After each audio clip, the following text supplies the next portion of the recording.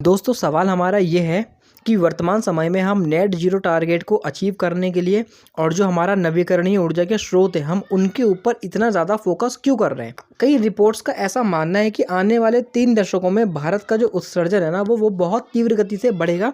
उस उत्सर्जन को हम बहुत ज़्यादा ना बढ़ने दें, इसलिए हम अभी से नेट ज़ीरो के टारगेट और जो हमारे नवीकरणीय ऊर्जा के स्रोत हैं हम उनके ऊपर बहुत ज़्यादा फोकस कर रहे हैं, जैसे कि सोलर एनर्जी और विंड एनर्जी।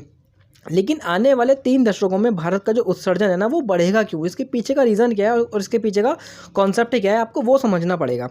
क्योंकि उसका कारण क्या है दोस्तों, हमारे जो पीएम मोदी है उनका टारगेट है कि 2025 तक हमें $5 ट्रिलियन की इकोनॉमी बढ़ानी है, कि इकोनॉमी जो है वो बनानी है 2025 तक।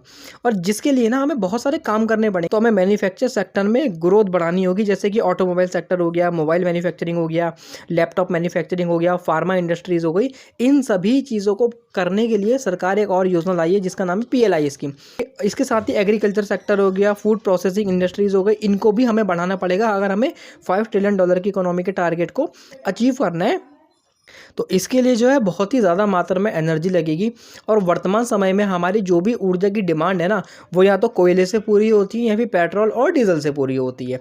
लेकिन अगर ये डिमांड इससे पूरी होती है तो हमें नुकसान क्या है, इसका नुकसान है जितने भी ये एनर्जी के सोर्स है ना वो सब नॉन रिन्यूएबल है। मतलब कि इन एनर्जी के सोर्स की वजह से जो हमारा उत्सर्जन है ना वो आने वाले समय में बहुत ज़्यादा बढ़ेगा, पहला रीज़न। दूसरा रीज़न है कि अगर हमारी जो ऑयल की डिमांड है वो ऐसे ही बनी रहती है ना तो हमें बहुत ज़्यादा पैसे खर्च करने पड़ेंगे पेट्रोल और डीजल को खरीदने के लिए, जिसकी वजह से जो हमारा बजट का घाटा है ना वो हमारा बहुत ज़्यादा बढ़ेगा। तो पहला वित्तीय नुकसान हमारा ये हो गया, जो हमारे बजट में नुकसान होगा। दूसरा हमें कौन सा वित्तीय नुकसान होगा, जो हमारा उत्सर्जन है ना वो बहुत ज़्यादा बढ़ जाएगा। और क्या है, तो हमारा पैसा जो है वो बहुत ज़्यादा बर्बाद हो जाएगा। उत्सर्जन तीव्र जो है वो भी बहुत ज़्यादा होगा।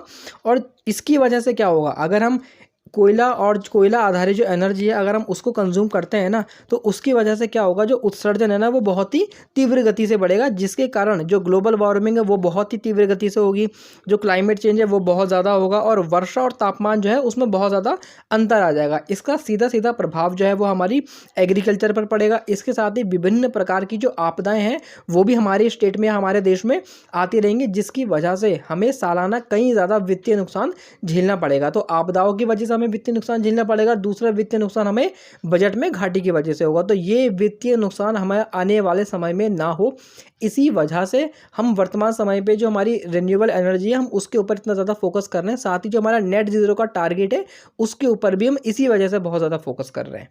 वीडियो अगर आपको एक्सप्लेनेशन अच्छी लगी हो तो वीडियो को लाइक करें। Thank you so much.